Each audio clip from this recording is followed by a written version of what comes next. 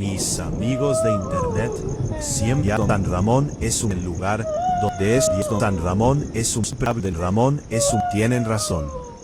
Noche oscura cada un pueblo metido entre cerros. De eso San Ramón es un y las calles por la noche se vuelven por la tan oscuras, vuelven tan oscuras. Decidí usar el viejo se traga la luz. Decidí usar el viejo nunca. O eso creía yo, hasta que desde aquel día así cámara enfocó a julio. De julio. Despido en veas en un calor insoportable, pegajoso, bursa tobillas habluedas. Estaba aburrido, sol de esos que te tables, pegajoso, casi conecté la de video antiguas, de esos que portables, y un reproductor de esos soportables funcionaba. Para pasar el rato, conecté la etiqueta, visión vieja de tubo, de esas que palina de zumbido molesto, que tan no tenías que parpadear, tan no tenía etiqueta. Después, tendría más de vidor rojo permanente. Cuando no tendría mal herido, se llenó de estática. Después, apareció la grabación de un pueblo metido entre de los años 90. Forma enfocó a gente bailando y de los años 90. Enfocó a normal, hasta que la enfocó a un cuando una pintura más de 10 sola en una banca de madera. No tendría mal herido 19 años. Quedé helado, negrísimo, y un fijsten le quedaba un temible triste. Lo perturbó un vestido blanco que negrísimo, miraba zumbesamente quien ira dirá, pero no como quien ve un lente, sino como quien un poco grande a través del tiempo, ve un lente, sino como quien poco grande, mejillas hundidas, y una expresión de tristeza. Dios mío, dio en la espalda. Lo pareció la grabación de repente, y empezó a llorar de los, pero no aún fue un llanto normal, como en helado. Cada burra más de 10 como a vestido blanco que la mala vibra.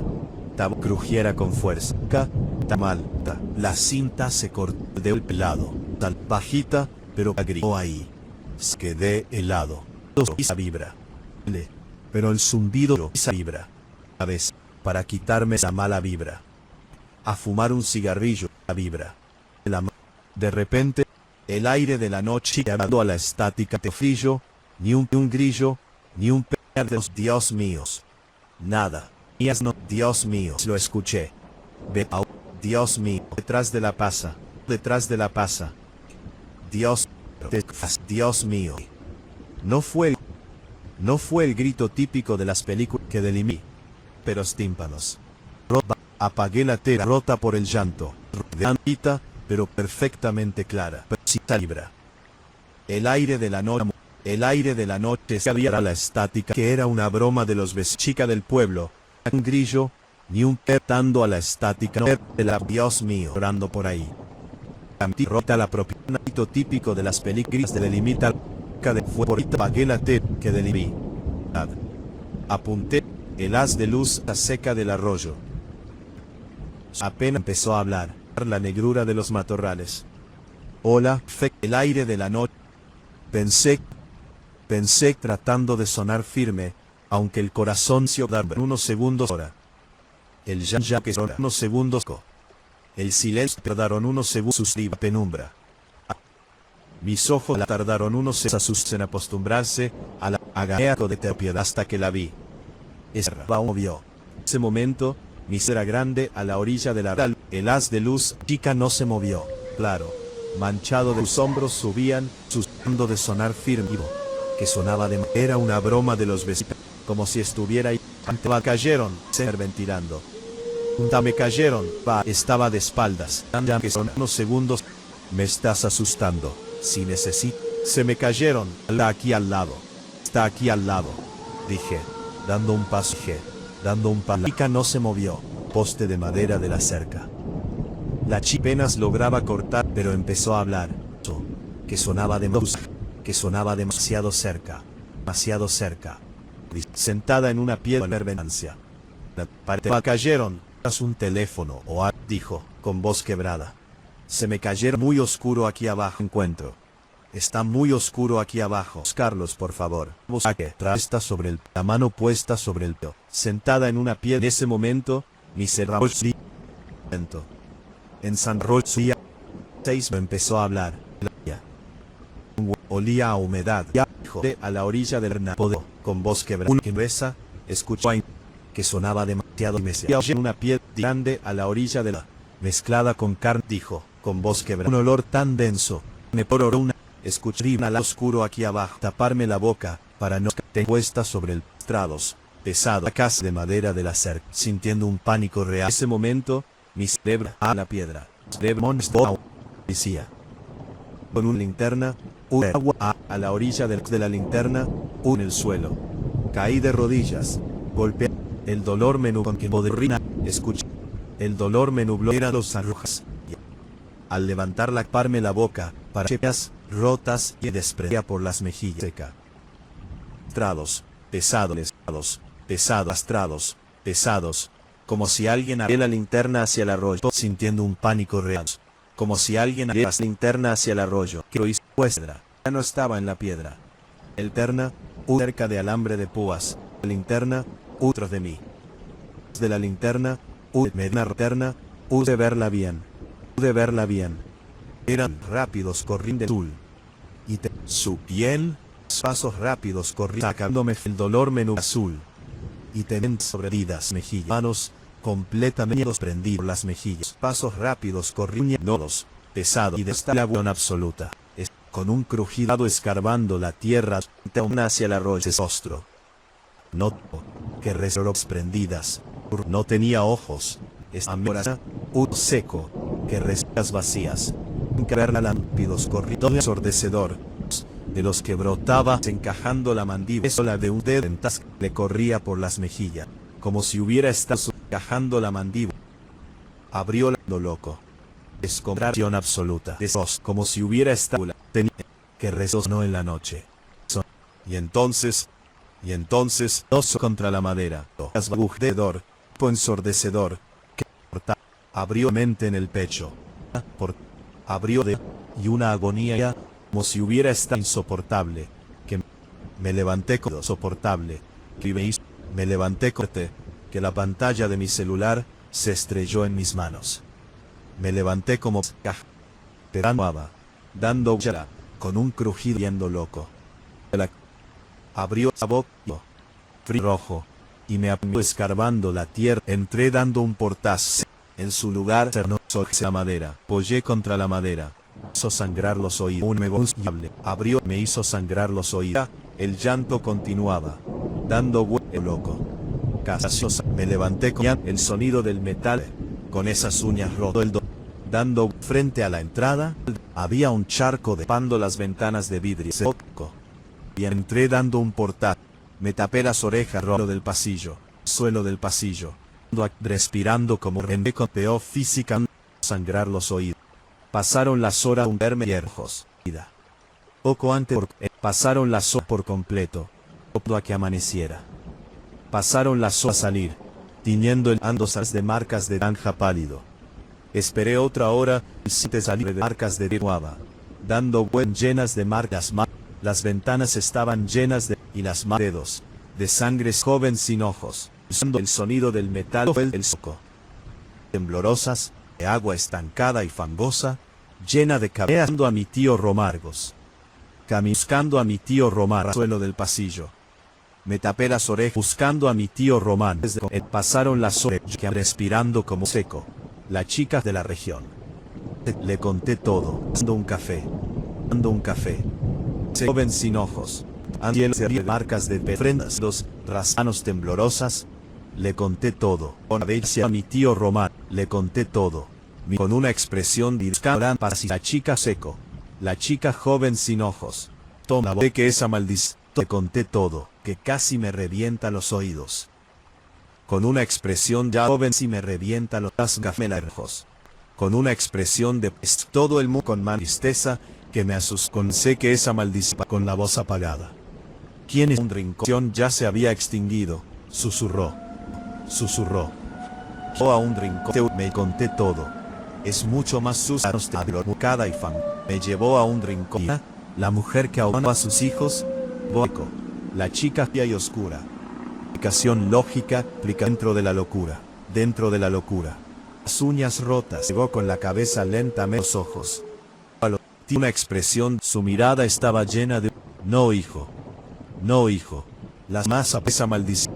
Encendió con manta. Estás equivocado. Y encendió con manta. La verdad de este pueblo es mucho más sucio que el pueblo entero lo sabía. Los ríos. Pero lo mucho más sucio es un cura. Si Castro, mi tío hijo. Tojada estaba llena de protestando el mundo mansajos y conmigo en temblorosas, antes de continuar. Antes ya se había extinguido. Esa muchacha se llamaba Elena. Era una chica alegre. Cuando pasó lo de la cinta. En el veto de una chica alegre. No, la madre arrepentida era una chica alegre. Pero cometió el error entonces. Ella no busca su por de fijarse en ese entonces. Varios hombres del pueblo sin ojos en arruinar a la boda arreglada del muchacho adinerado. Mi tío noche varios hombres del cuerpo sin ojos en un poco con la cabeza lenta a la fuerza al arroyo. Llevaba mucha agua por las tormentas. Cometiste el estómago con la voz de continuar. Esa muchacha dificultad. La amarraron, le arrancaron a reconocer a nadie. Cuchillo, para que no pudiera reconocer a nadie. Grano de calca alegre, laberintos, que se escuchaba. Bus entero lo sabía. No busca sus... Para evitarnos callados por miedo y para evitar el escándalo y que no hagas. Y enterraron la fuerza al arroyo, con su cuerpo sin ojos en una silla de arroyo. El estómago, rebojos con la voz yo. Esa muchacha somos nosotros mismos. Con la voz, no conocer a nadie. No sabe nada que ver con eso. Hijos, que se escuchar los gritos y los lamentos, que se escuchan ni de todo la tremendas noches. Para que los mezclando la tremenda a los restos. El pueblo me quedé helado. Pero todos nos quedamos callados por miedo, la monstruosidad de sus palabras. Verdadero monstruo, no ver el escándalo y que no es, hijo, yo, cerca del arroyo. Tu padre, era uno de los jóvenes, me atacó a mí. ¿Qué me volviste de la voz rebota? Yo no tuve nada que ver con eso. Tuve nada que ver con eso. Tío Román me miró con un ácido.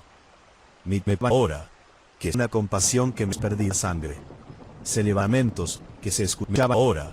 Que sembraban niños de la tremenda, la verdad, verdadero hijo, uno de los jóvenes era el crujido de la cinta, la misma la todos jóvenes al arroyo, uno de los jóvenes personas que caminaban por estas calles, uno de los jóvenes que estaba en esa fiesta, ella no estaba vio a la camioneta, es de un que me heló lascando a unos niños perdidos, una tristeza.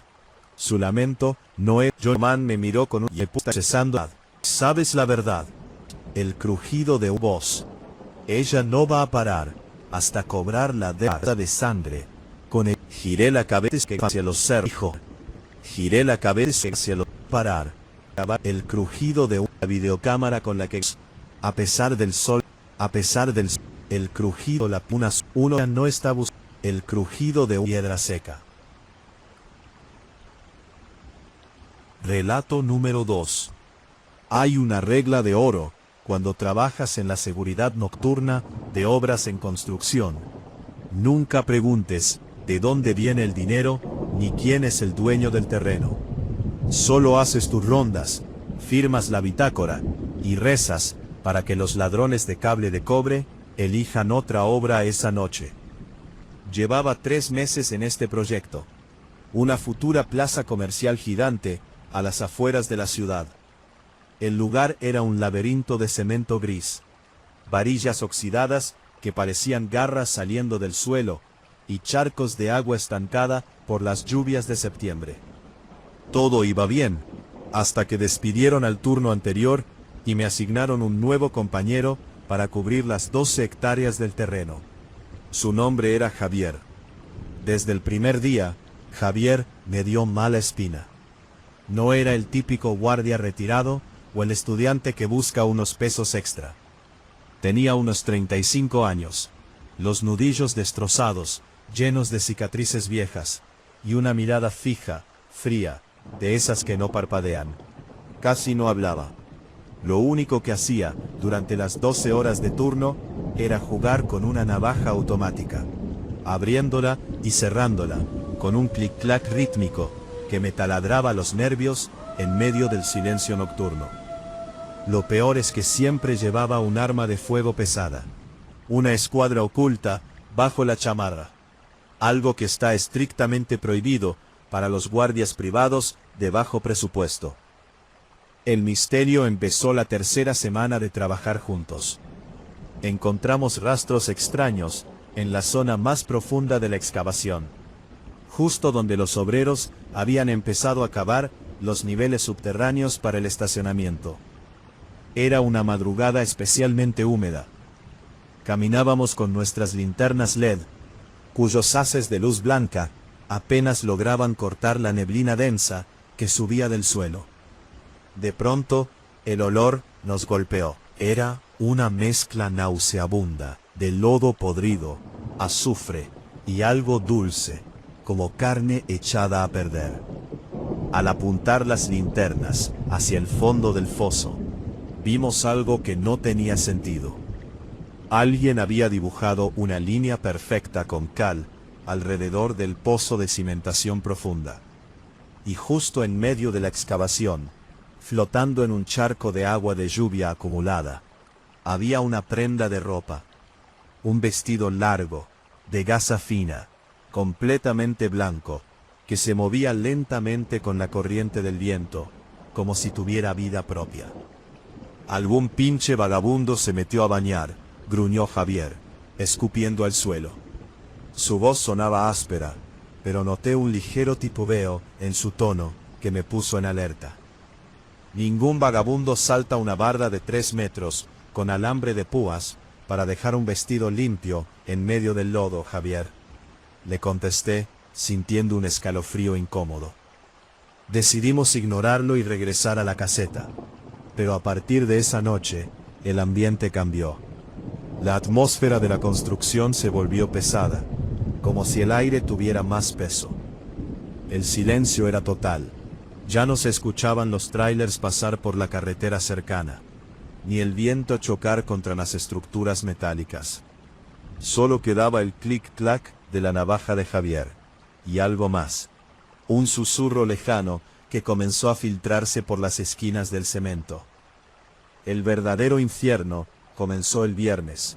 A las 3 de la mañana, mientras revisábamos el sector B, la planta de luz del proyecto falló. Las pocas lámparas provisionales que iluminaban el perímetro se apagaron de golpe, sumergiéndonos en una boca de lobo. Solo nos quedaban las linternas de mano. Fue entonces cuando el sonido nos alcanzó. No era el grito desgarrador que todos imaginan cuando piensan en las leyendas de terror de la infancia. Era un llanto ahogado, un gemido constante, bajito, lleno de una desesperación tan real y dolorosa, que se te clavaba en el pecho como una aguja fría. Sonaba como una mujer muy joven, casi una niña, que lloraba desconsolada en algún punto del laberinto de concreto. ¿Dónde están? Por favor, no me dejen aquí, decía la voz, arrastrando las palabras entre sollozos húmedos. Hay alguien abajo, dije, dando un paso adelante por puro instinto humano. Puede ser una chavala que se metió y se cayó en una zanja. Hay hoyos de 3 metros sin tapar. Me di la vuelta para avanzar, pero Javier me agarró del brazo con una fuerza brutal. Sus dedos se enterraron en mi carne, causándome un dolor agudo que me hizo soltar una maldición. Al mirarlo, me quedé helado.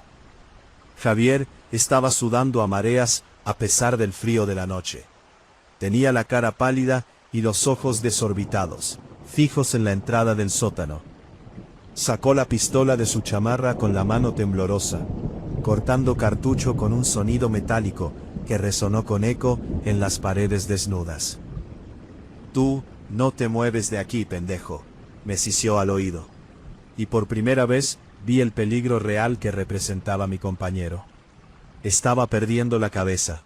Si esa perra se acerca, le voy a vaciar el cargador. Javier, bájale a tu desmadre, le grité en voz baja. tratando de zafarme de su agarre. Es una pinche loca o una adicta. Nos van a meter a la cárcel si le disparas a alguien. El llanto se escuchó de nuevo, pero esta vez ya no venía del fondo del sótano. Venía de las escaleras de concreto que subían justo detrás de nosotros. Giramos las linternas al mismo tiempo. El haz de luz iluminó la silueta. Era una mujer joven, de no más de 20 años, delgada, vestida con el mismo vestido blanco que habíamos visto en el charco días atrás. Tenía el cabello empapado, largo y negro, cubriéndole la mitad del rostro. Estaba de pie en el primer escalón, inmóvil. El agua chorreaba de su ropa, creando un charco denso a sus pies. Pero lo espantoso era que el agua que caía no era limpia.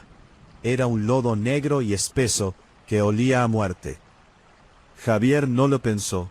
Preso del pánico, levantó el arma y disparó 3 veces. Los estallidos fueron ensordecedores en el espacio cerrado. El olor a pólvora quemada inundó el aire. Vi perfectamente cómo 2 de las balas impactaron en el pecho de la joven. El tejido de su vestido se rompió, y la fuerza de los impactos la hizo retroceder un paso.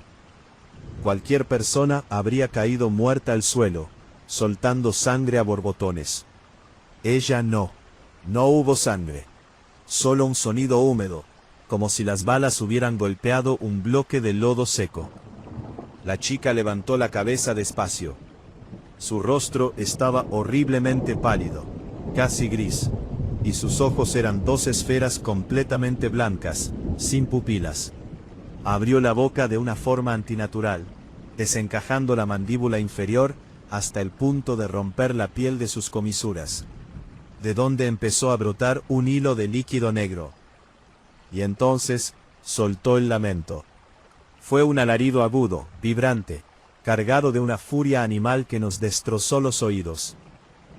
La onda sonora fue tan intensa que el vidrio de la linterna de Javier estalló en 1000 pedazos, dejándolo casi a oscuras. Yo caí de rodillas, tapándome las orejas, mientras sentía que un hilo de sangre tibia me corría por el canal auditivo. El dolor era insoportable, una tortura física que me nubló la vista. Javier se volvió completamente loco. Empezó a disparar a lo pendejo hacia todas partes, mientras corría como un desquiciado hacia la salida del sector B. La figura de la Llorona no voló, no se desvaneció, ni hizo trucos de magia.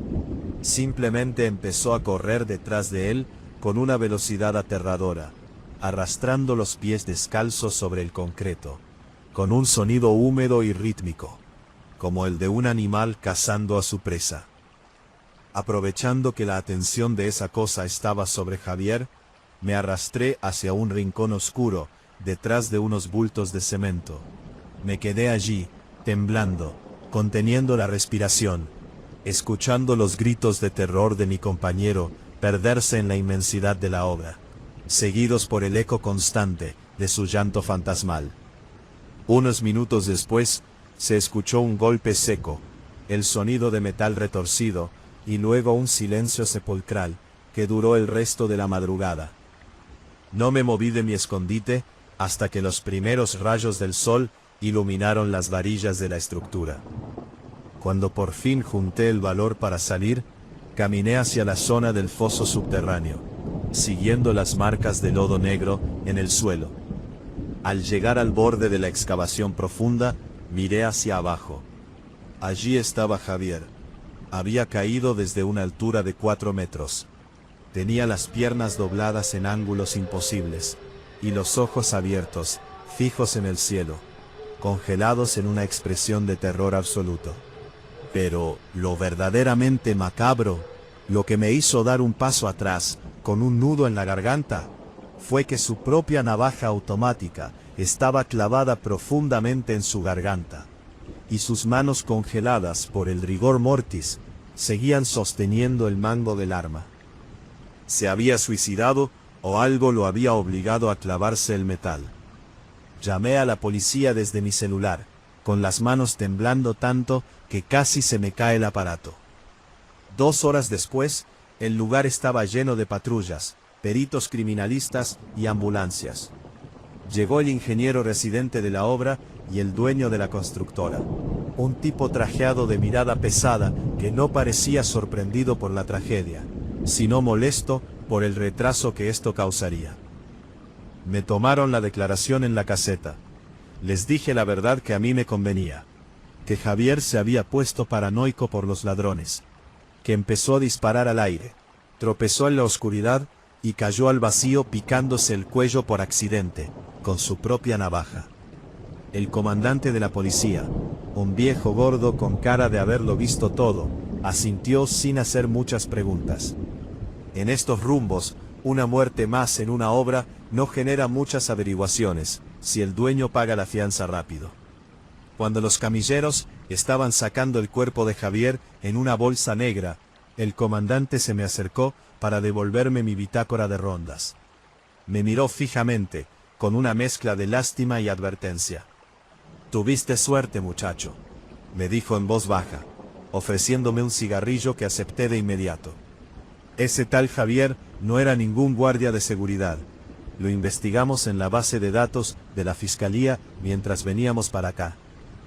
«¿De qué habla, oficial?», pregunté, dándole un jalón al cigarrillo para intentar calmar el temblor de mis manos. Todavía faltaban los otros 3 hombres que le ayudaron a enterrar. Y lo peor de todo es que yo sé que el dueño de la constructora es uno de ellos. Relato número 3. A veces crees que conoces a las personas con las que creciste. Crees que porque compartieron canicas, videojuegos y cervezas baratas en la preparatoria, sabes perfectamente qué hay dentro de sus cabezas. Pero la verdad es que la mente humana es un sótano oscuro. Y nunca sabes qué clase de monstruos se esconden al fondo, hasta que alguien decide encender la luz. Mi amigo de toda la vida, Mateo, siempre fue el raro del grupo. No un raro divertido, sino de esos que se quedan callados demasiado tiempo, mirando fijamente un punto en la pared, mientras los demás se ríen de cualquier tontería. Su vida colapsó el año pasado, cuando su hermana menor, Sofía, desapareció sin dejar rastro. La policía buscó un par de meses, se encogió de hombros y archivó el caso. Desde ese día, Mateo cambió. Se obsesionó con el ocultismo, los rituales urbanos y las leyendas locales. Yo pensaba que era su forma jodida de procesar el duelo, un mecanismo de defensa para no volverse loco. Hasta que me llamó una madrugada de octubre, a las 3 de la mañana. Su voz sonaba extraña en el teléfono, como un silbido seco. Me dijo que había encontrado una forma de recuperar a Sofía, que sabía exactamente dónde estaba y que necesitaba que lo acompañara a los canales de Xochimilco.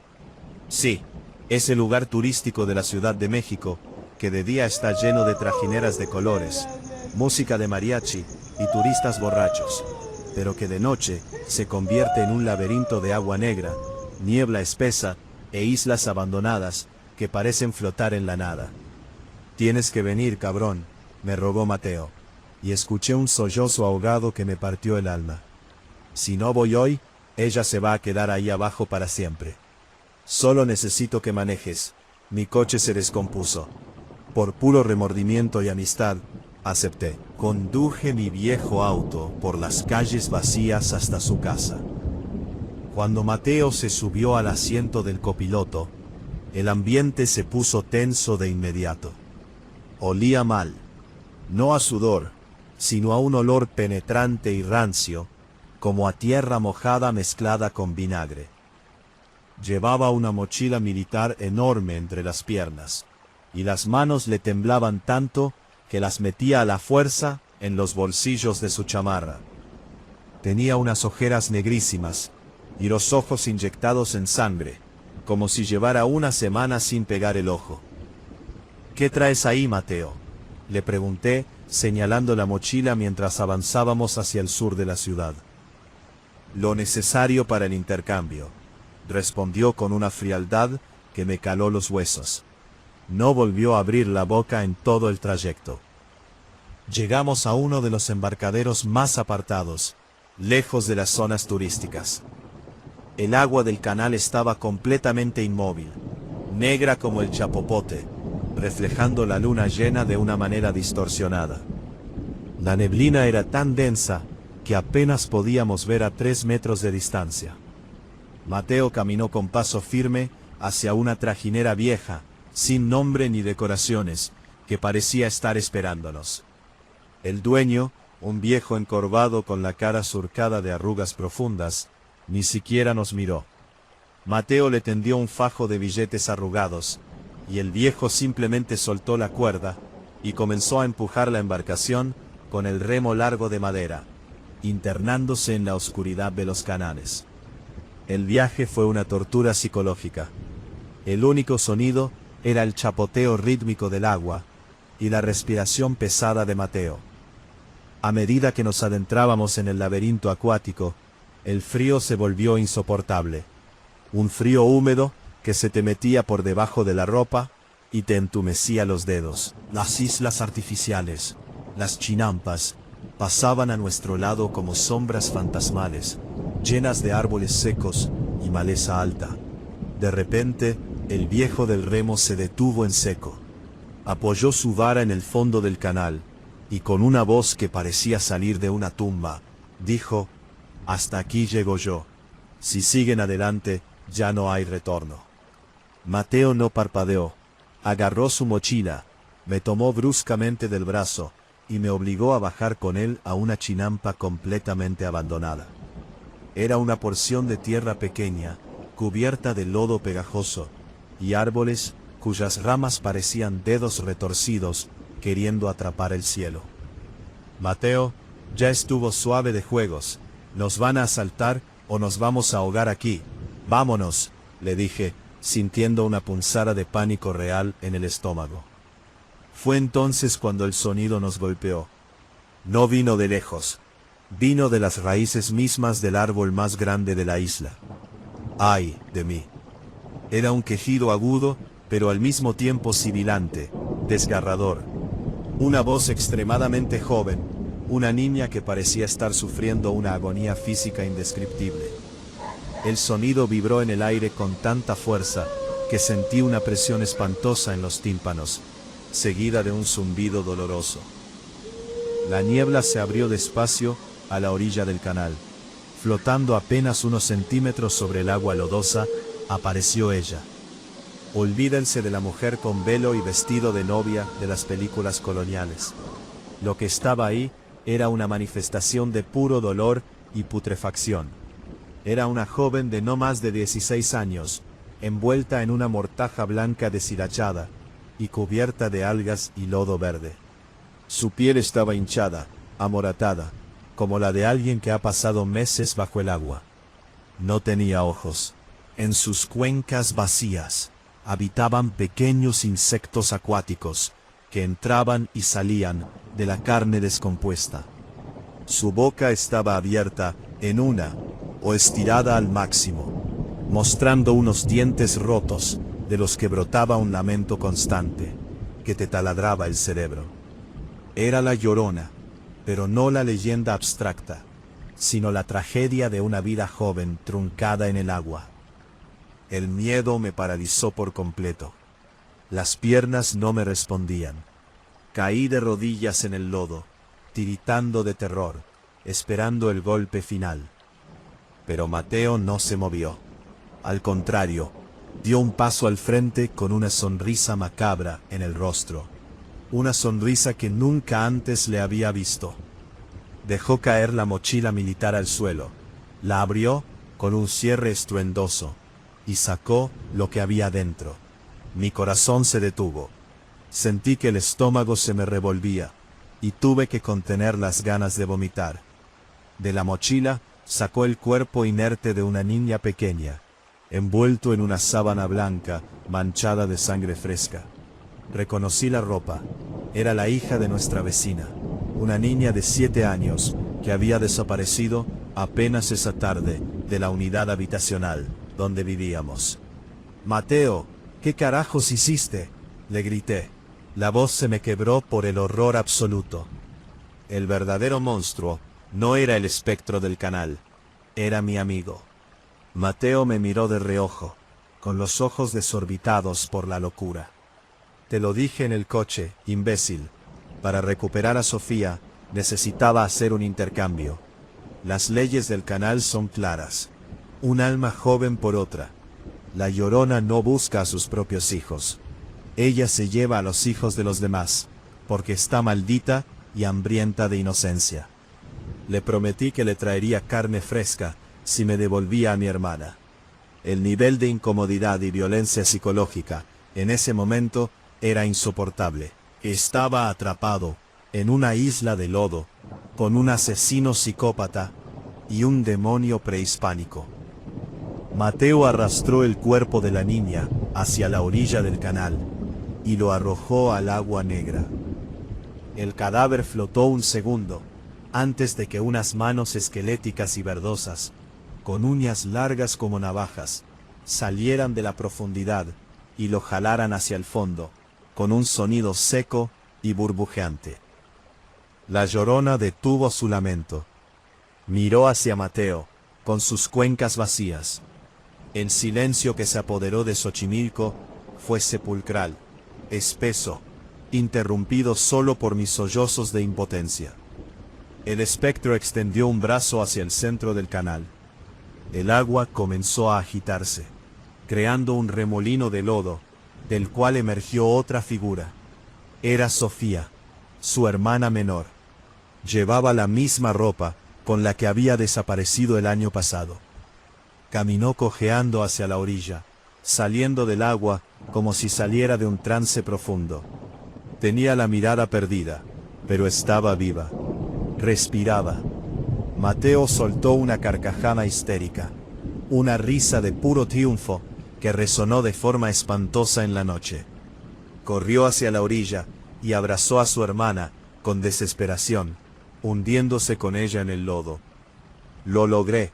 Te recuperé, Sofía. Te prometí que vendría por ti, gritaba, besándole la frente helada. Yo seguía en el suelo, temblando, sin poder procesar la monstruosidad que acababa de presenciar. Mi amigo había asesinado a una niña inocente para cumplir su deseo más egoísta y aterrador. Sofía levantó los brazos lentamente y devolvió el abrazo a su hermano. Pero entonces, el giro de guión más jodido de mi vida ocurrió frente a mis ojos. Sofía no abrazó a Mateo para consolarlo. Se enterró sus uñas, que de repente se volvieron largas y afiladas, profundamente en la espalda de Mateo. Un grito de dolor puro salió de la garganta de mi amigo. Trató de apartarse, pero la fuerza de la chica era sobrehumana. Vi cómo el rostro de Sofía comenzaba a derretirse, revelando la misma piel grisácea y podrida de la criatura del canal. Sus ojos se volvieron blancos y una sonrisa grotesca, llena de colmillos negros, se dibujó en su cara. No era Sofía, nunca lo fue. La verdadera Llorona, la criatura original, seguía flotando en el agua, pero soltó una risa sibilante que se mezcló con el lamento. Desde el fondo del canal, decenas de manos infantiles, negras y esqueléticas. Las almas de todos los niños que esa cosa había ahogado a lo largo de los siglos, salieron a la superficie y agarraron a Mateo por los tobillos, jalándolo hacia el borde. «¡Ayúdame! ¡Por favor, ayúdame!», me gritó Mateo, con la cara bañada en lágrimas y sangre, extendiendo una mano hacia mí, mientras sus propios dedos se rompían contra las raíces del árbol, al intentar aferrarse a la tierra. No me moví. El miedo, mezclado con el asco y el desprecio por lo que le había hecho a la niña de la mochila, me pegó al suelo. Me quedé estático, viendo cómo el canal se tragaba a mi mejor amigo, centímetro a centímetro. Su deseo más aterrador se había cumplido. Pero las fuerzas del más allá no juegan limpio. La Llorona no devuelve almas, solo multiplica el dolor. El agua se cerró sobre la cabeza de Mateo, con un último gorgoteo. El canal volvió a quedar en calma, liso como un espejo de obsidiana. El viejo de la trajinera regresó en silencio, emergiendo de la niebla, como si nada hubiera pasado. Subí a la embarcación mecánicamente, con la ropa empapada de lodo, y el alma rota. No dijimos una sola palabra en todo el camino de regreso. Llegué a mi casa cuando el sol apenas empezaba a teñir el cielo de un tono gris pálido. Me metí a la ducha con la ropa puesta, tratando de tallarme el olor a lodo y muerte. Pero sabía que ese olor se quedaría en mi piel para siempre. Fui con la policía al día siguiente. Les conté todo, omitiendo la parte sobrenatural porque me habrían metido a un psiquiátrico. Les di la ubicación de la chinampa. Los buzos de la Armada tardaron 3 días en explorar esa zona del canal. Encontraron el cuerpo de la niña desaparecida, pero de Mateo y de su hermana Sofía no había absolutamente nada. Lo único que recuperaron del fondo del lodo fue la mochila militar, desgarrada por lo que parecían ser garras humanas. Hoy en día, evito pasar cerca de cualquier cuerpo de agua por las noches. No puedo ver un charco de lluvia sin que me dé un ataque de ansiedad, porque sé perfectamente que allá afuera, en los rincones oscuros que la civilización prefiere ignorar, hay cosas hambrientas. Y peor aún, sé que hay personas dispuestas a alimentar a esos monstruos, con tal de conseguir lo que quieren. Relato número 4. Hay una verdad muy jodida que aprendes cuando trabajas limpiando escenas del crimen y casas abandonadas. Las paredes retienen el sufrimiento. No me refiero a fantasmas de películas que avientan platos, sino a una vibra pesada, un olor que se te mete en la ropa y una sensación incómoda en la nuca que te dice que ahí pasó algo espantoso. Llevo 5 años en este negocio con mi empresa de limpieza extrema, pero lo que encontré en la vieja hacienda de San Juan la madrugada del pasado 12 de noviembre me hizo cuestionar mi cordura. El trabajo llegó a través de una llamada anónima a la oficina. Un supuesto inversionista quería limpiar una propiedad rural que llevaba abandonada desde los años 70. Pagó el triple de mi tarifa estándar, con una sola condición. El trabajo tenía que hacerse de noche, en total discreción, y terminarse antes del amanecer. El dinero me hacía mucha falta para pagar unas deudas de juego que ya me estaban costando amenazas. Así que agarré mis químicos, mis lámparas LED y mi camioneta sin pensarlo 2 veces. Al llegar a la hacienda, el panorama era desolador. La estructura estaba devorada por la maleza, con muros de piedra resquebrajados y un pozo de agua colonial en el centro del patio que emanaba un tufo insoportable. Pero el verdadero misterio comenzó cuando entré al sótano principal de la casona. En medio de una habitación completamente vacía y llena de polvo, había una cuna de madera antigua, pintada de un color rosa pastel impecable. No tenía ni una sola gota de polvo. Estaba rodeada por un círculo perfecto de sal gruesa en el suelo. Al acercarme con la linterna, sentí que el aire se congelaba. Dentro de la cuna, envuelto en una cobija de lana azul desgastada, había un bulto pequeño. Cuando jalé la cobija con cuidado, el estómago se me hizo un nudo. Era el cuerpo momificado de un bebé de apenas unos meses de nacido, con la piel seca pegada a los huesitos de la cara y una pequeña medalla de plata al cuello. Me quedé paralizado. El sentido común me decía que llamara a la policía de inmediato, pero en ese mismo instante mi celular vibró.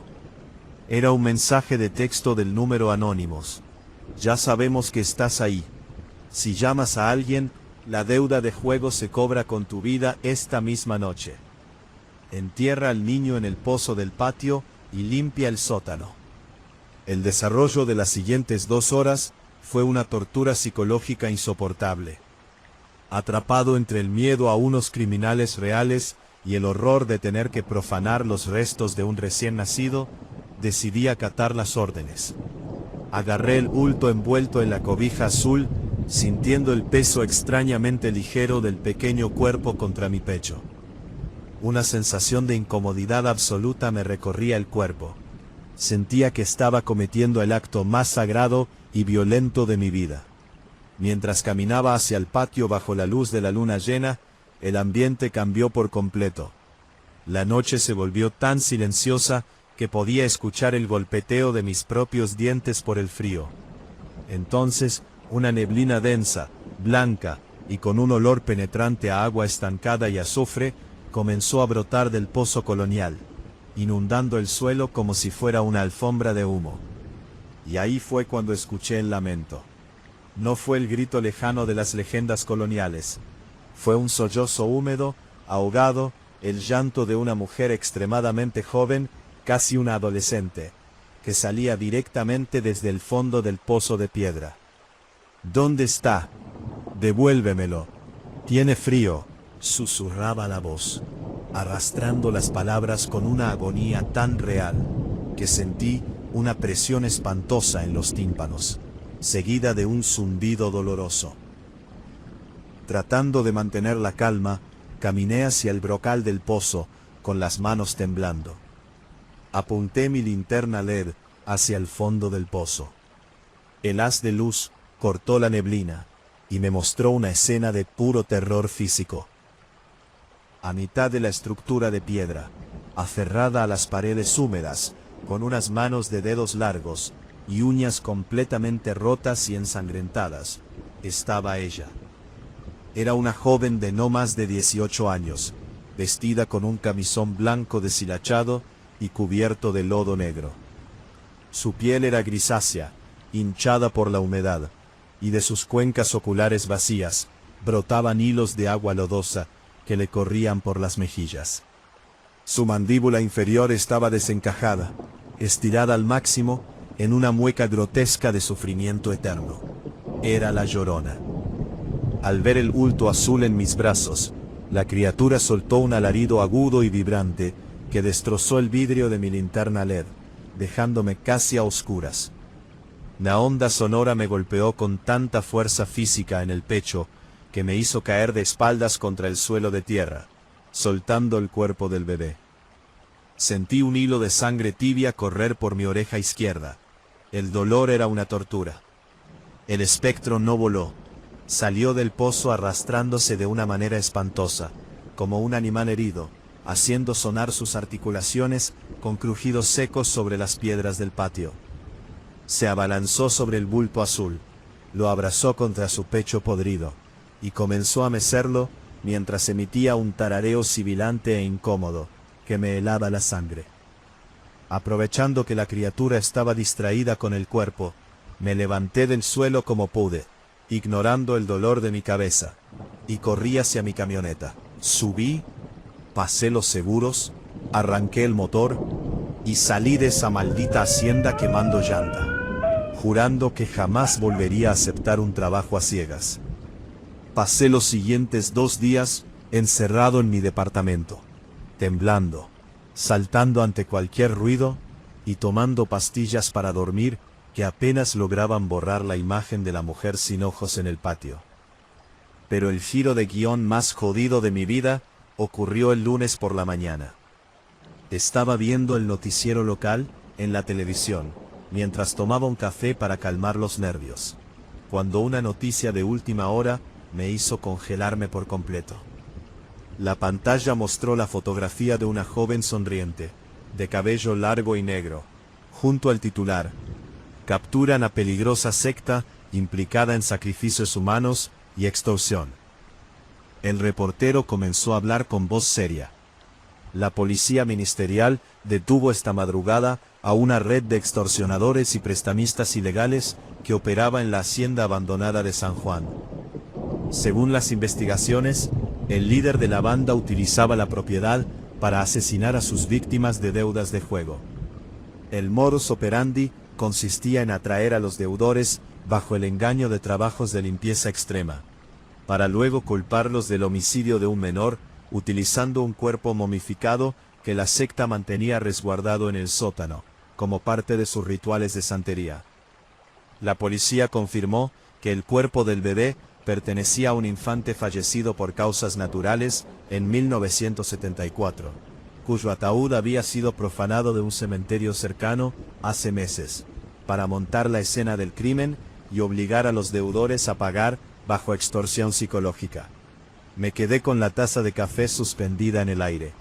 Las piezas del rompecabezas encajaron de una forma siniestra.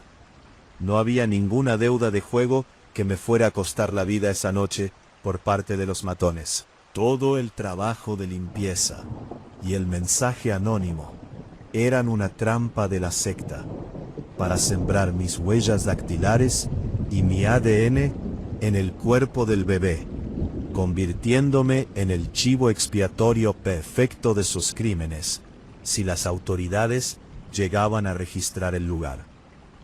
Pero entonces, si el bebé era solo utilería desenterrada de un ataúd viejo, y la secta eran solo humanos delincuentes, ¿qué carajos era lo que salió del pozo? Miré fijamente la pantalla del televisor. El reportero continuó. Las autoridades informaron que el operativo se desató luego de que los vecinos reportaran ruidos violentos y gritos desgarradores procedentes de la hacienda. Al ingresar al patio principal, los agentes encontraron los cuerpos sin vida de los 3 líderes de la secta dentro del pozo colonial. Los peritajes preliminares indican que los hombres presentaban múltiples fracturas óseas y sus cuencas oculares habían sido completamente vaciadas por lo que parecen ser garras humanas. Al fondo del pozo, junto a los cadáveres, se recuperó la cobija azul y la medalla de plata del infante. El estómago se me revolvió por completo y dejé caer la taza, que se estrelló contra el suelo de mi cocina. La secta pensaba que estaba jugando con un trozo de madera y carne seca para asustar a los vivos y armar sus extorsiones. No entendieron que al profanar la tumba de ese recién nacido y usarlo en sus rituales oscuros, habían roto una barrera que no debieron tocar. El elemento sobrenatural no era parte de su juego. La verdadera llorona, la fuerza antigua del más allá, que busca eternamente lo que le fue arrebatado, escuchó el eco del llanto de un niño desenterrado, y descendió al pozo para reclamar lo suyo. Los criminales montaron una trampa para mí, pero terminaron poniéndose en charola de plata ante el verdadero monstruo. Hoy es una noche lluviosa de noviembre. Estoy aquí, en mi departamento, con las luces encendidas y las ventanas selladas con cinta aislante. El noticiero dice que el caso está cerrado, pero hace media hora que el olor a lodo de río y agua estancada comenzó a filtrarse por la rejilla del aire acondicionado. Y justo afuera de mi ventana, en el 4º piso del edificio, juro que puedo escuchar el tarareo sibilante de una madre joven arrastrando los pies sobre la cornisa de concreto. Ella sabe que yo también toqué a su bebé. Relato número 5. Hay secretos de familia que se guardan bajo llave en un cajón. Y luego están los secretos que se entierran en el patio trasero, esperando a que la lluvia los saque a flote. Toda mi vida pensé que mi abuela Elena era una anciana adorable, pero un poco zafada de un tornillo. Vivía en una vieja casa de adobe y tejas, en las afueras de un pueblo llamado Tequisquiapan, justo al lado de un ramal del río que llevaba años seco, convertido en una zanja llena de piedras, basura y árboles muertos. Mi abuela tenía 82 años, el cabello blanco como el algodón, y una extraña costumbre que a todos en la familia nos ponía los pelos de punta. Todas las noches, a las 12 en punto, servía 2 tazas de té de azahar en la mesa del porche. Una era para ella, la otra se quedaba intacta, enfriándose bajo las estrellas. Cuando mi madre me mandó a cuidarla, una semana de agosto, porque la abuela se había caído y ocupaba ayuda, pensé que sería el trabajo más aburrido del mundo. No había wifi, la televisión abierta apenas sintonizaba un canal borroso, y el calor de la tarde te aplastaba contra el suelo. Pero el verdadero misterio no era el aburrimiento, eran los ruidos. La primera noche que pasé ahí, me despertó un sonido que me revolvió el estómago. No era el crujido de la madera vieja, ni el viento. Era un llanto sordo, arrastrado, húmedo. Sonaba como una mujer muy joven que hipaba de dolor, aguantándose las ganas de gritar. Justo debajo de la ventana de mi habitación. Me asomé al patio por la rendija de la cortina, esperando ver a alguna vecina en problemas. Pero la neblina del río seco lo cubría todo. Lo único que alcancé a distinguir fue una silueta delgada, vestida de un color claro, sentada en la mecedora del porche, junto a mi abuela. Mi abuela le hablaba en susurros, acariciándole lo que parecía ser una cabellera larga y negra, mientras la taza de té humeaba entre las dos. Al día siguiente, decidí confrontar a la anciana, mientras preparaba el desayuno. Abuela, ¿quién estaba anoche contigo en el porche? Escuché a alguien llorar muy feo. Mi abuela ni siquiera se dio la vuelta. Siguió picando la fruta con un cuchillo cebollero viejo.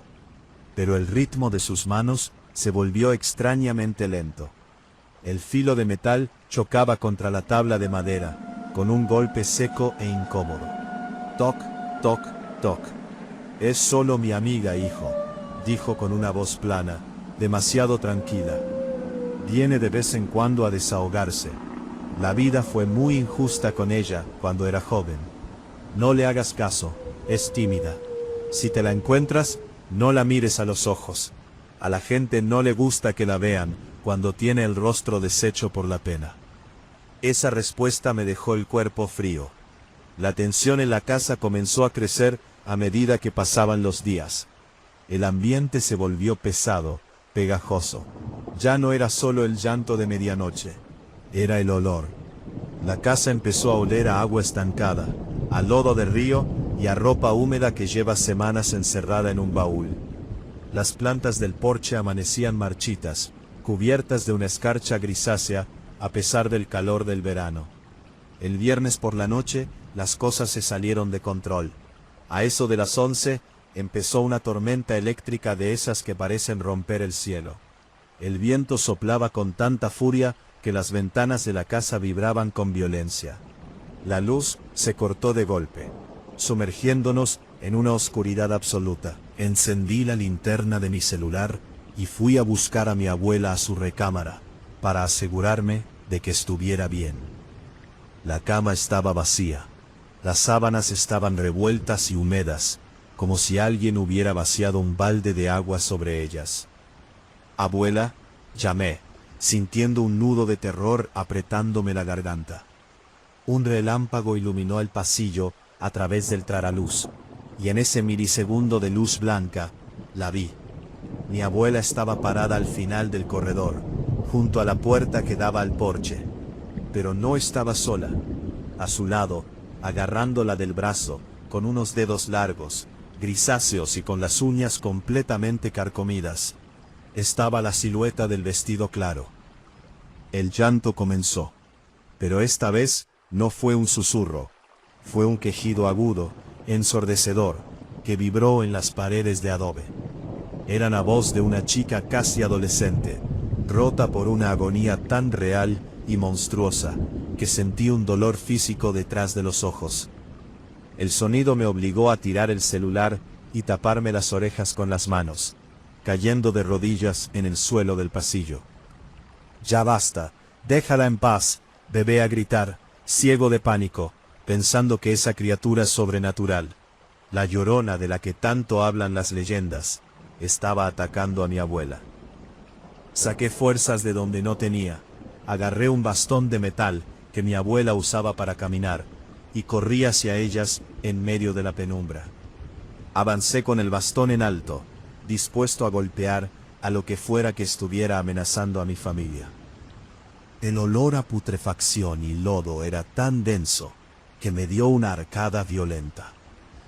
Cuando estuve a 2 metros, otro relámpago estalló en el cielo, iluminando la escena con una claridad brutal e incómoda. Pude verle el rostro a la amiga de mi abuela. Era una joven de no más de 18 años.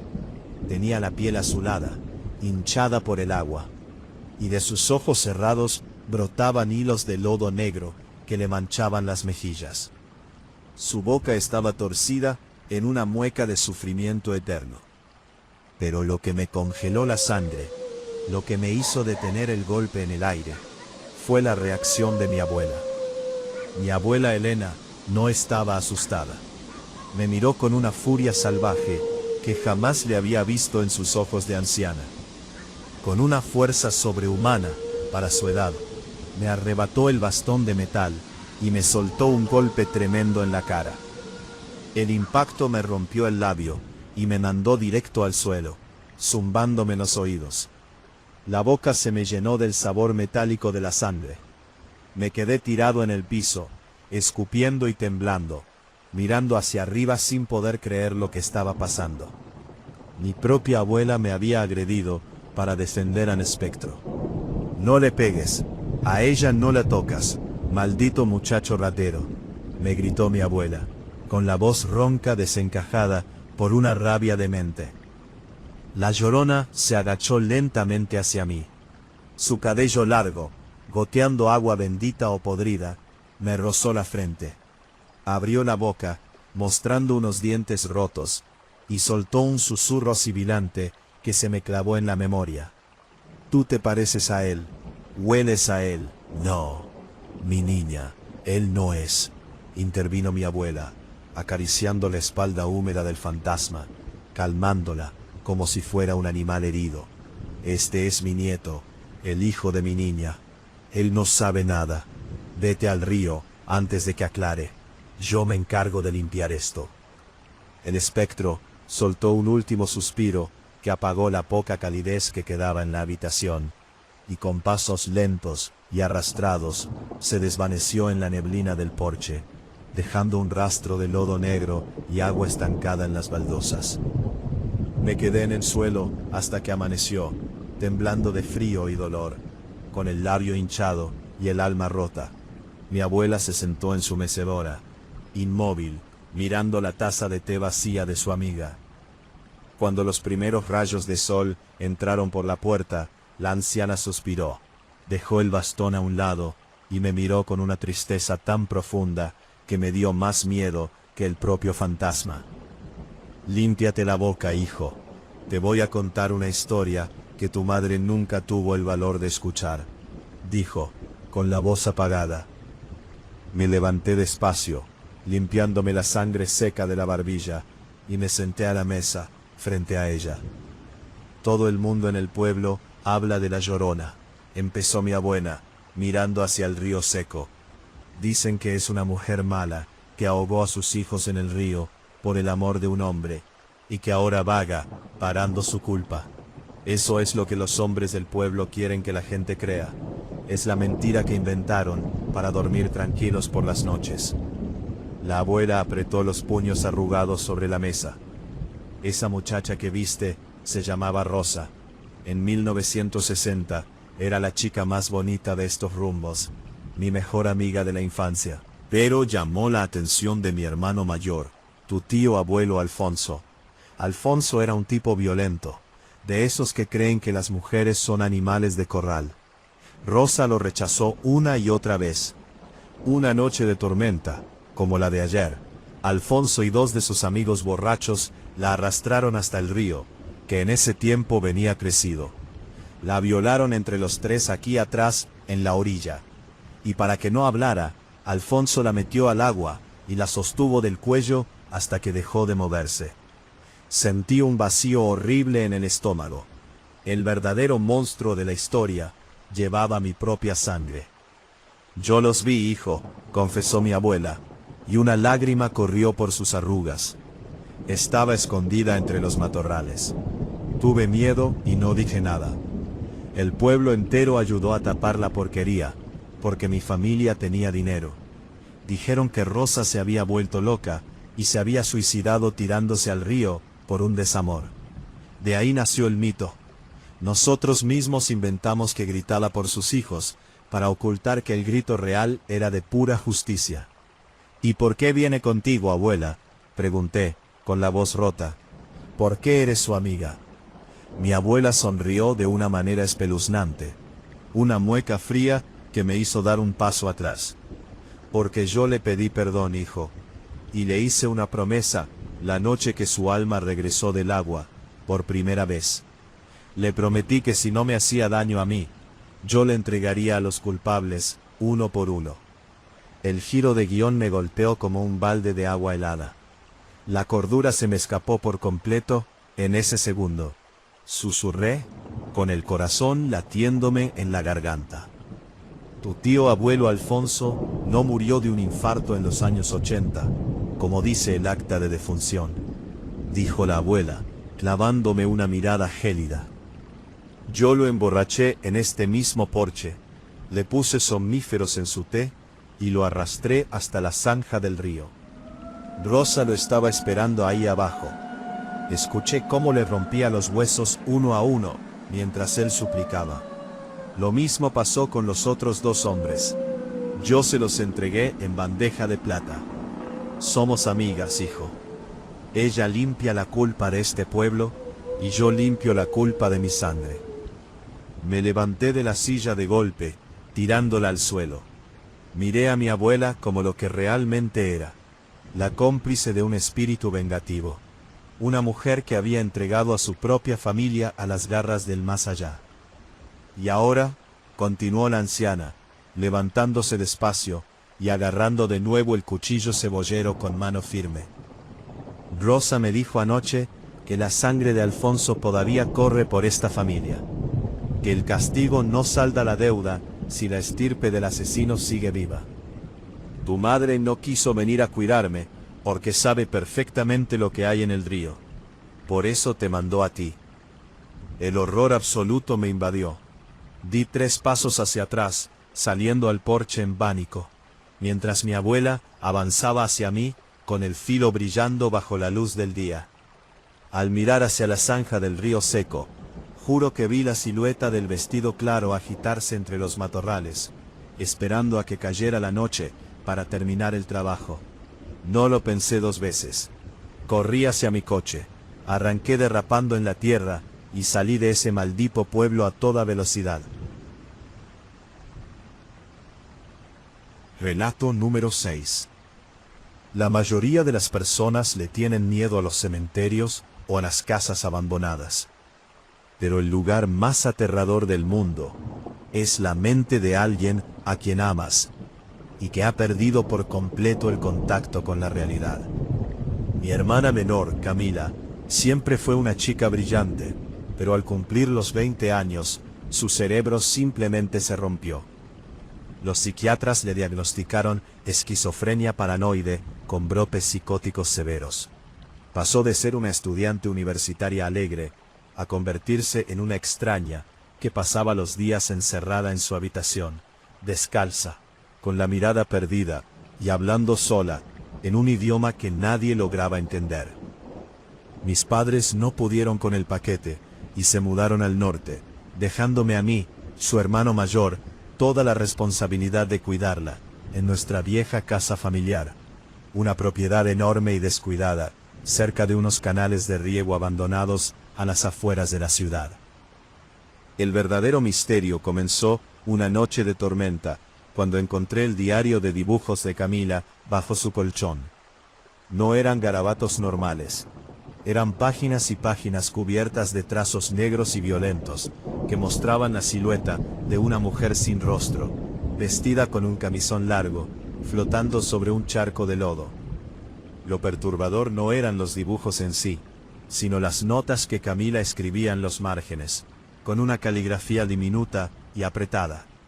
Ella me visita cuando el agua sube. Dice que yo tengo su lugar, dice que mis ojos son suyos. Esa misma madrugada, me despertó un sonido que me heló la sangre.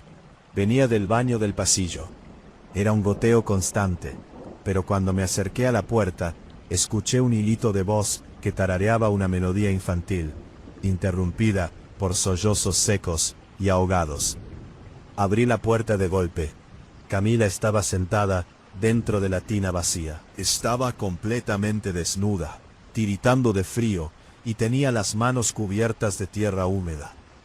Se estaba frotando la piel de los brazos con tanta fuerza, usando una piedra pómez que ya se había levantado varias capas de piel, dejando hilos de sangre viva que se mezclaban con el lodo. «Camila, ¿qué carajos estás haciendo?», le grité, corriendo a quitarle la piedra de las manos. Ella ni siquiera se inmutó por el dolor. Me miró con unos ojos enormes, completamente desorbitados. «Me estoy quitando el olor a río, hermano», susurró, con una tranquilidad que me revolvió el estómago. «La mujer de blanco dice que si vuelo a tierra, los niños van a venir a buscarme. Ella está llorando en el patio, porque no encuentra sus ojos. Ayúdala». A partir de esa noche, la situación en la casa se volvió una olla de presión insoportable. El desarrollo de los días era una tortura psicológica. Camila dejó de dormir. Se pasaba las madrugadas caminando en círculos por los pasillos oscuros, arrastrando los pies descalzos sobre la madera, con un sonido rítmico y molesto. «Shh, shh». A veces se detenía frente a mi puerta y se quedaba ahí parada, respirando de manera agitada durante horas. Yo no podía pegar el ojo, pegado a las cobijas, sosteniendo un viejo bat de béisbol, sin saber si mi hermana iba a entrar a la cocina por un cuchillo en medio de uno de sus delirios. Para colmo, la casa empezó a cambiar. El ambiente se puso espeso, pegajoso y húmedo.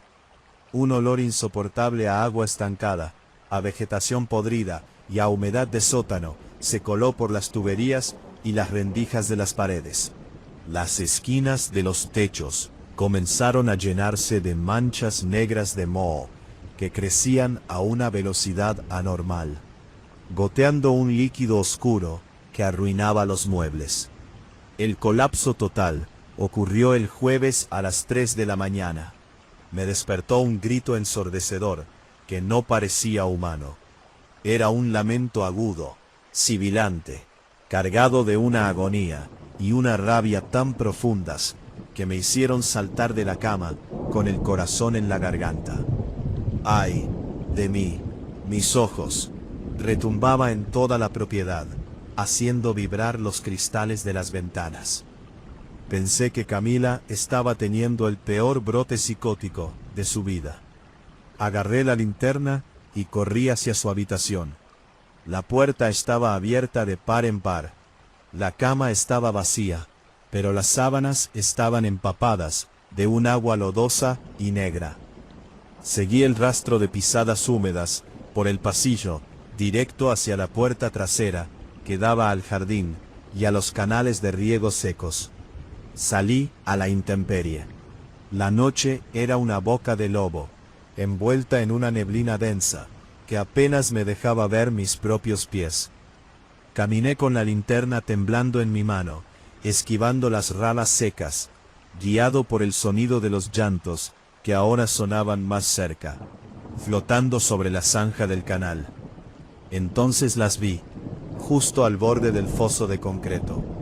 Camila estaba arrodillada en el lodo, vistiendo solo un camisón blanco, que ya estaba empapado y transparente por la llovizna. Frente a ella, suspendida a unos centímetros del suelo, había una figura que desafiaba toda lógica. Era una mujer joven, de no más de 25 años, pero su cuerpo era una estampa de puro terror físico. Su vestido blanco estaba deshecho, cubierto de algas muertas y costras de fango. No tenía ojos. En su lugar, había 2 agujeros negros y profundos, de los que brotaba un llanto constante de agua estancada y sangre. Su mandíbula estaba desencajada, estirada al máximo en una mueca grotesca de dolor eterno. Era la Llorona, la criatura de las pesadillas, pero real, física, emanando un olor a muerte que me obligó a taparme la nariz. El espectro extendió unas manos esqueléticas, con uñas rotas y carcomidas, y tocó suavemente las mejillas de mi hermana. Camila no gritaba, al contrario, sonreía con una paz espeluznante, dejando que las lágrimas de lodo del fantasma le corrieran por la cara. «Suéltala, déjala en paz, maldita sea», grité ciego de pánico, dando un paso al frente y levantando el bat de béisbol, dispuesto a destrozar a esa criatura sobrenatural para salvar a mi hermana menor. Pero en ese milisegundo, ocurrió el giro de guión más jodido y retorcido de mi vida. Camila se giró hacia mí de golpe. Su rostro ya no era el de mi hermana enferma y desvalida. Sus ojos estaban inyectados en sangre, fijos en mí con un odio puro y lúcido que nunca antes le había visto. Se levantó del lodo con una rapidez sobrehumana, y antes de que pudiera reaccionar, se abalanzó sobre mí. Me derribó contra el suelo, golpeándome la cabeza fuertemente contra una piedra. El dolor me nubló la vista, y el sabor amargo de la sangre me llenó la boca. Intenté zafarme, pero Camila se sentó sobre mi pecho, enterrando sus uñas directamente en mis hombros, con una fuerza descomunal que me hizo soltar un alarido. «Cállate, tú no entiendes nada», me gritó Camila a la cara, escupiéndome saliva y sangre. «Ella no me está haciendo daño. Ella es la única que me dice la verdad. Tú eres el monstruo. Tú y mis padres me encerraron aquí. Ustedes me volvieron loca». Miré por encima del hombro de mi hermana hacia la Llorona. El espectro no se movía, solo flotaba ahí, mirándonos con sus cuencas vacías, soltando ese quejido bajito, sibilante, que parecía celebrar la violencia de mi hermana. De repente, entendí la espantosa verdad. El elemento sobrenatural no había venido a atacar a Camila. La criatura del agua no buscaba víctimas al azar. Buscaba mentes rotas, almas fracturadas, que compartieran su misma sintonía de dolor y locura, para usarlas como sus manos en el mundo físico. El brote psicótico de mi hermana no era una enfermedad, era una posesión voluntaria. Camila había dejado entrar a la Llorona en su cabeza para vengarse de mí. «Ella quiere un intercambio, hermano», me siseó Camila al oído, mientras sacaba de su bolsillo un trozo de vidrio roto que había guardado de la ventana del baño. «Quiere los ojos de alguien de nuestra sangre para poder ver a sus hijos otra vez. Y tú nos vas a dar ese regalo». El nivel de incomodidad y terror psicológico en ese momento era indescriptible. Mi propia hermana, consumida por la locura y el espectro del canal, me tenía sometido en el lodo con un vidrio a milímetros de mi rostro. Saqué fuerzas del puro instinto de supervivencia. Le soltó un puñetazo directo a la mandíbula, a Camila, con todas mis fuerzas. El golpe fue seco y violento. La hizo tambalearse y caer hacia un lado del lodo, soltando el vidrio. No me detuve a ver si estaba bien. Me levanté arrastrándome, ignorando el dolor de mis hombros ensangrentados.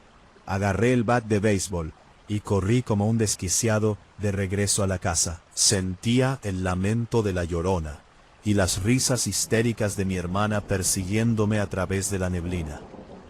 Entré a la casa, pasé todos los cerrojos, arrastré el refrigerador para bloquear la puerta trasera y me encerré en mi habitación, temblando, empuñando el bat hasta que los primeros rayos del sol iluminaron el patio.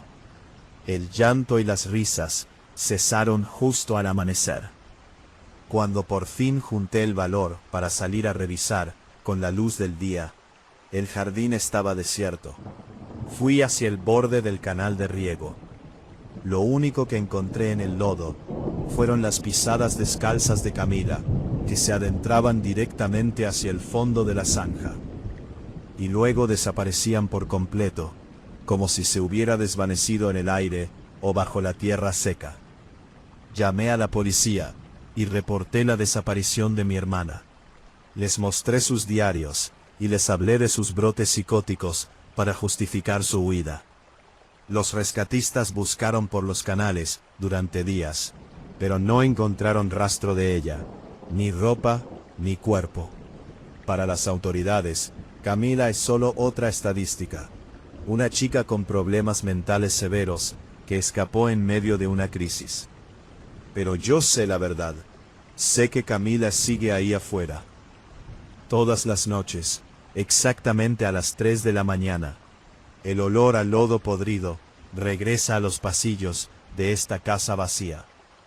Y cuando me pego a la ventana del porche, juro que puedo escuchar dos voces que lloran juntas en la oscuridad de los canales. Una es una voz antigua, rota por los siglos. La otra es la voz joven de mi hermana pequeña, que sigue buscando la forma de entrar a la casa para quitarme los ojos. Relato número 7.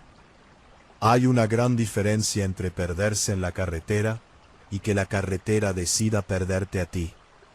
Si alguna vez han manejado de madrugada por los caminos rurales que conectan los pueblos del Bajío, saben perfectamente de qué hablo. Kilómetros y kilómetros de pura nada, donde los faros de tu coche apenas iluminan el pavimento agrietado, y los árboles a los lados parecen sombras estiradas que intentan atrapar el cofre.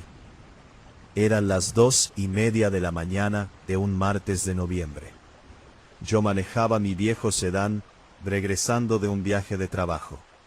Tenía los ojos pesados, el cuello rígido y el radio sintonizado en una estación local que solo transmitía estática y música de viento de esa que te deprime. De repente, el motor de mi coche empezó a toser.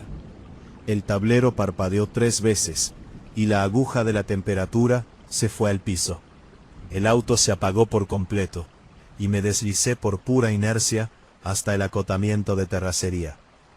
Me bajé maldiciendo mi suerte, envuelto en una densa niebla fría que había salido de la nada.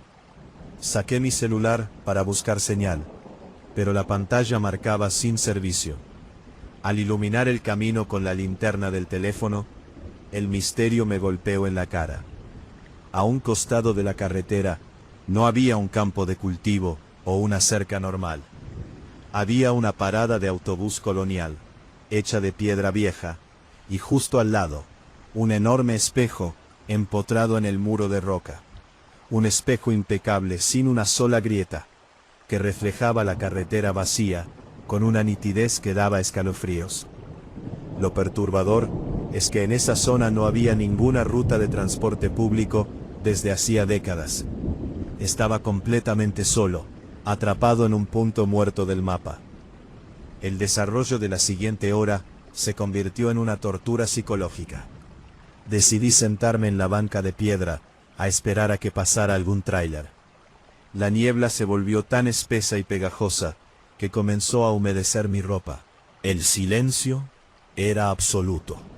Un silencio denso que te tapaba los oídos. Entonces, el espejo empezó a cambiar. Al principio pensé que era el cansancio jugándome una broma, pero al mirar el reflejo, noté que la niebla dentro del espejo no se movía igual que la neblina real que me rodeaba.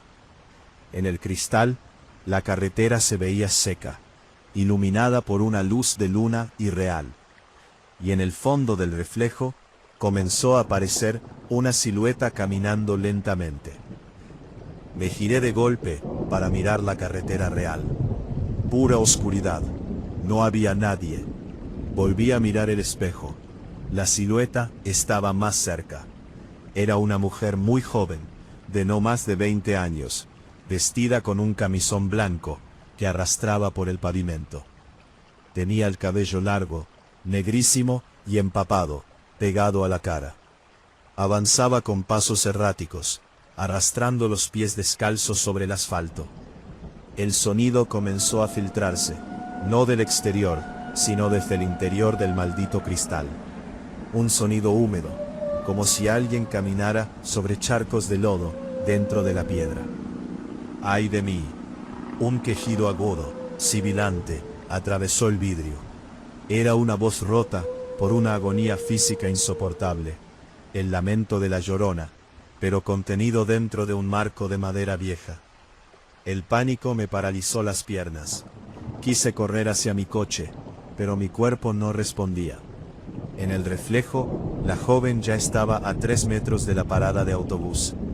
Levantó la cabeza despacio. Su piel era grisácea, azulada por el frío de una tumba de agua. Y no tenía ojos. En sus cuencas vacías había hilos de fango negro que le corrían por las mejillas. Abrió la boca, desencajando la mandíbula inferior, con un crujido seco y violento que resonó en mis oídos, expandiendo su lamento con una fuerza que hizo vibrar mis dientes. En el espejo, la criatura estiró sus manos esqueléticas con uñas rotas directamente hacia mi reflejo. Vi cómo sus dedos de cristal tocaban mi hombro en la imagen. En ese mismo milisegundo, sentí una presión helada y real en mi hombro físico. Una sensación de incomodidad absoluta me recorrió la espina dorsal. Esa cosa me estaba sujetando desde el otro lado de la realidad. La adrenalina me espabiló. Saqué fuerzas del puro instinto de supervivencia. Agarré la llave de cruz de metal que había sacado de la cajuela para revisar la llanta. Y, con un movimiento violento, estrellé el hierro con todas mis fuerzas contra el centro del espejo. El estallido del cristal fue ensordecedor. Miles de pedazos de vidrio volaron por el aire, cortándome las manos y la mejilla. Un líquido negro y espeso, que olía a agua estancada y carne podrida, brotó de las grietas del muro de piedra, inundando la terracería. El lamento cesó de golpe, y la silueta desapareció entre los añicos rotos. Caí al suelo, jadeando, con la cara ensangrentada y el corazón latiéndome en la garganta, pensando que el horror había terminado. Me levanté como pude, limpiándome la sangre tibia de la cara con la manga de la chamarra. Corrí al coche, le di marcha por puro milagro, y el motor rugió. Manejé como un desquiciado los siguientes 20 kilómetros hasta que divisé las luces neón de una gasolinera abierta las 24 horas. Estacioné el auto junto a las bombas de combustible, temblando, con las manos cortadas y la ropa manchada de lodo negro. En la tienda de conveniencia estaba el despachador, un señor mayor de bigote canoso que leía el periódico. Al verme entrar en ese estado, con los vidrios clavados en las manos y la cara deshecha por el miedo, me pasó un botiquín y me sentó en una silla de plástico. Le conté todo de corrido, sin respirar. La parada de piedra, el espejo, la chica sin ojos con el vestido blanco y el líquido negro que brotó del muro. Esperaba que me llamara loco o que hablara a una ambulancia. Pero el giro de guión más jodido de mi vida ocurrió cuando el viejo dejó el periódico sobre el mostrador y me miró con unos ojos fijos, completamente carentes de empatía. «Muchacho, limpiaste muy mal tus heridas», dijo con una voz plana, demasiado tranquila. «El vidrio del espejo del kilómetro 42 no te cortó a ti. Tú no estabas en la parada de autobús». «¿De qué habla?», pregunté, sintiendo un vacío horrible en el estómago, mientras intentaba sacarme una astilla de vidrio de la palma de la mano. El viejo sacó una pequeña linterna de su bolsillo y me apuntó directamente a los ojos. Al ver mi reflejo en el cristal de la vitrina de los cigarros, la cordura se me escapó por completo en ese segundo. Mis ojos en el reflejo de la vitrina estaban intactos. No había sangre en mi cara, en la imagen. Pero cuando miré mis manos físicas, la piel se me estaba cayendo a pedazos, revelando una carne grisácea y azulada. El dolor de las cortadas desapareció, reemplazado por un frío húmedo que comenzó a entumecerme los brazos desde adentro. Ese espejo, No era un portal para que ella saliera, chamaco, continuó el viejo, dándole la vuelta al periódico para mostrármelo. Ese espejo era la prisión de las almas que ella reclama en la carretera. La Llorona te atrapó hace 1 hora, cuando tu coche se apagó en la neblina. Te ahogó en la zanja del acotamiento, mientras dormías del cansancio. Lo que rompiste con la llave de cruz no fue el cristal, fue tu propio reflejo, intentando advertirte que ya estabas muerto. Al romper el espejo, te liberaste de la prisión, pero no para regresar con los vivos, sino para ocupar el lugar de ella en el camino. Giré la cabeza hacia la ventana de la tienda. La gasolinera, las luces neón y el viejo comenzaron a desvanecerse como humo blanco. El olor a lodo podrido y azufre inundó mis sentidos por completo. Me encontré de nuevo arrodillado en la terracería oscura, frente al marco de piedra vacío, rodeado de fragmentos de cristal que reflejaban una eternidad de pura neblina. Sentí una presión espantosa en el pecho, y sin poder controlarlo, mi mandíbula se desencajó con un crujido seco. De mi garganta no salió una petición de ayuda. Salió un lamento agudo, sibilante, que rasgó la noche de la carretera, esperando a que el próximo conductor cansado decida detenerse en la parada de piedra.